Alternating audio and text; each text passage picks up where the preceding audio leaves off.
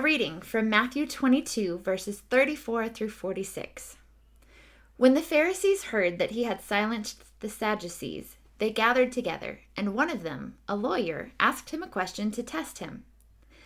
"Teacher, which commandment in the law is the greatest?" He said to him, "You shall love the Lord your God with all your heart and with all your soul and with all your mind. This is the greatest and first commandment. And a second is like it. You shall love your neighbor as yourself. On these two commandments hang all the law and the prophets." Now, while the Pharisees were gathered together, Jesus asked them this question: "What do you think of the Messiah? Whose son is he?" They said to him, "The son of David." He said to them, "How is it then that David, by the Spirit, calls him Lord, saying, 'The Lord said to my Lord, sit at my right hand until I put your enemies under your feet'? If David thus calls him Lord, how can he be his son?" No one was able to give him an answer, nor from that day did anyone dare to ask him any more questions. I recently had the privilege of sitting in on a youth Sunday school class where they were discussing the 10 Commandments. Youth discussions are always my favorite because they have no filter and they aren't afraid to ask the hard questions.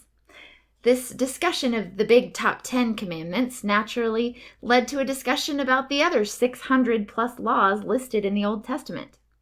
When the participants in this class were overwhelmed with the idea of trying to remember to keep this tedious list of rules, the Sunday school teacher wisely took a page from Jesus' playbook and summed it all up. Love God, love people. I imagine many people in Jesus' time felt similarly about all of the laws. While the Pharisees were posing the question to trick Jesus, I'm certain that many in the crowd that day were grateful for this summation of the law. The core of the matter all filters down to love God and love people. And when we begin to look at our life through this simplified lens and make it the motivation behind our actions, that's when everything can begin to fall into place. I'm reminded of a time that I took a course on homesteading with an intentional Christian community here in Texas. They still used old traditional methods of planting, growing, and harvesting their crops to sustain their collection of small family farms. This included utilizing a traditional horse-drawn plow to prepare the soil. As a brand new homesteader, I was overwhelmed with the complexity of it all. The horses working in tandem, often they would pair an older, more experienced horse with a younger horse who was just learning the ropes. The equipment and how the oldest models of the plow that have been used for hundreds of years are still the best design for the job. The tension of the straps and the wood that needed to be held just right by the farmer. In addition to steering that horse team in the straightest lines in order to ensure the best possible crop plantings and therefore the highest yields of their crops during harvest season. Trying to hold all of this new information and technique in my brain was dizzyingly overwhelming until the instructor told us to just focus on one thing. Straight ahead. Just focus on the point directly in front of you and the rest of it would fall into place. The horses would find their natural rhythm. The rows would turn out straighter if you just stopped overcomplicating it in your mind and focused your eyes directly ahead of you. If you began to focus instead on the minutia of the job at hand, you would undoubtedly begin to veer off course, causing your rows to be uneven. But if you focused on the point directly in front of you, to the end of the row where you were headed, you would be able to plow a straight line. I think of the Pharisees in today's passage and how they had undoubtedly veered off course in their study of the law.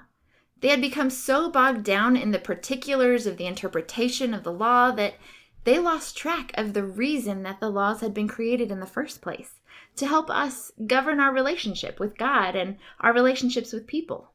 And it turns out what it all boils down to is actually pretty simple. Love God and love people. See, if we love God, we will put God first. We will honor God's name. We will not create idols, and we will keep God's Sabbath. If we love our neighbors, then we won't steal, commit adultery, covet, kill, bear false witness against them. All of the laws can be summed up in this one great commandment: to love God and to love others. So what if we simplified it and kept our eyes focused on this goal as we went about our daily lives?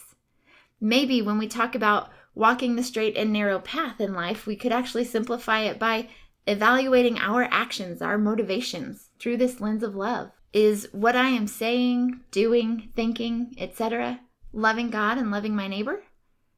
Perhaps if we fix our eyes on Jesus, it makes walking a straight line, a life filled with and guided by love, a whole lot easier.